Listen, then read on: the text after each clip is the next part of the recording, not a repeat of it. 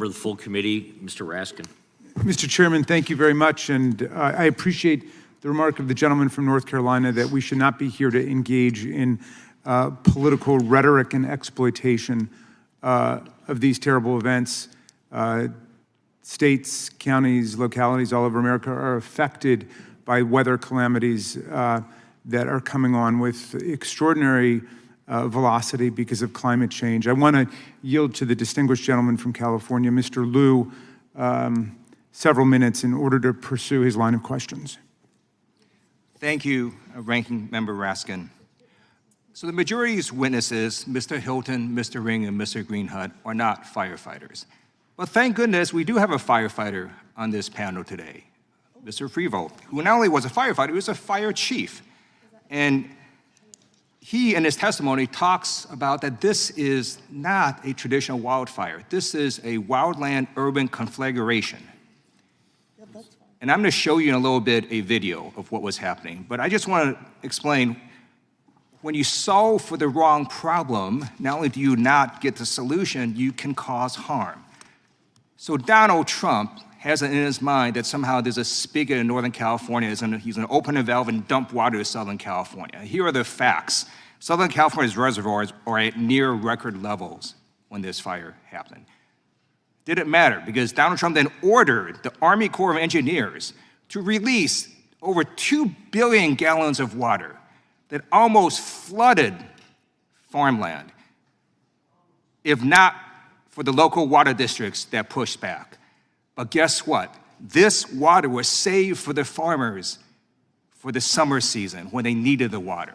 And so the president wasted all this water that isn't even reaching Southern California. It's going to evaporate for a PR stunt. So this was a harmful, ludicrous action to solve for the wrong problem. And so I want to show a video now of what was happening in the Eaton fire that wiped out Altadena. Just watch this 15-second video.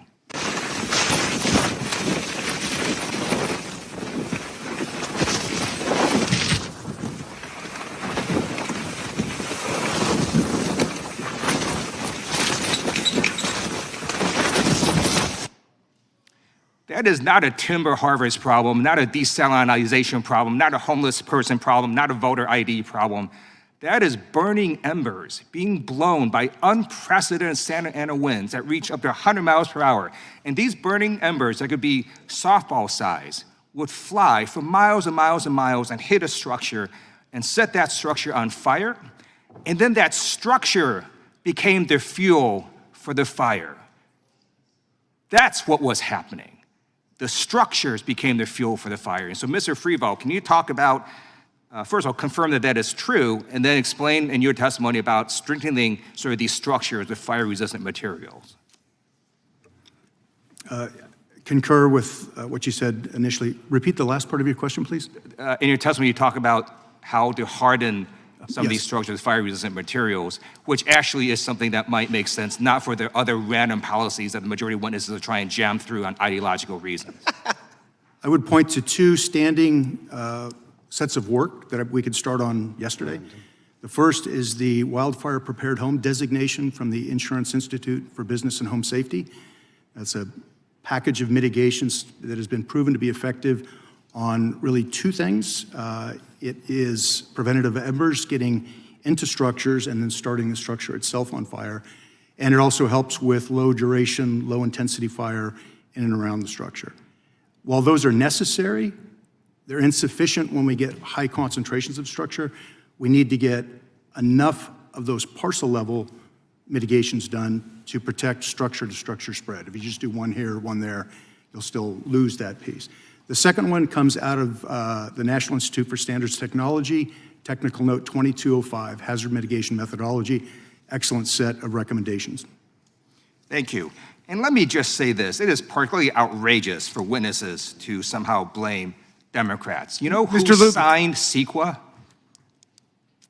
Ronald Reagan. That's who signed CEQA. And Governor Newsom pre-positioned assets before this fire. But those helicopters and airplanes could not fly over the Eaton fire because of the 100-mile-per-hour winds. That was the truth. That is what happened. Go do your own research. I yield back. And I'll yield back to the chairman.